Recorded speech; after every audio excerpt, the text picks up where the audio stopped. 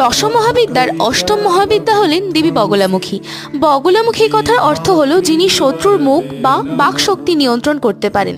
তার পরিকল্পিত রূপের যে বর্ণনা পাওয়া যায় তা হলো তিনি দক্ষিণ হস্তে গদাধারিণী এবং বাম হস্ত দিয়ে শত্রুর জিভটি টেনে ধরে থাকেন। দেবী পীতবর্ণা ও পীত বস্ত্র পরিহিতা। যেহেতু তিনি ভক্তদের শত্রু ও মানসিক ভ্রান্তি নাশ করেন, তাই তিনি শক্তি ও সুরক্ষা দেবী হিসেবেও পরিচিতা। এই দেবীকে ব্রহ্মাস্ত্র বিদ্যাও বলা হয়ে থাকে। পৌরাণিক মতে কামুক নামে এক অসুর ইন্দ্রপত্নী সচীদেবীর মোহে তাকে বলপূর্বক অধিকার করতে গেলে সচীদেবী ভয়ে কৈলাসে পলায়ন করে এবং তার পিছু পিছু সেই অসুরও যখন কৈলাসে গিয়ে দেবী পার্বতীকে দেখে অশালীন বাক্য উচ্চারণ করতে থাকে, তখন দেবী ক্রোধান্বিত হয়ে বগলামুখী রূপ ধারণ করে সেই অসুরের জিহ্বাচ্ছেদ করে তাকে বধ করেন। দশম মহাবিদ্যা সিরিজের অষ্টম মহাবিদ্যা দেবী বগলামুখীর এই ছবিটি তোমাদের কেমন লাগলো আমাকে জানিও।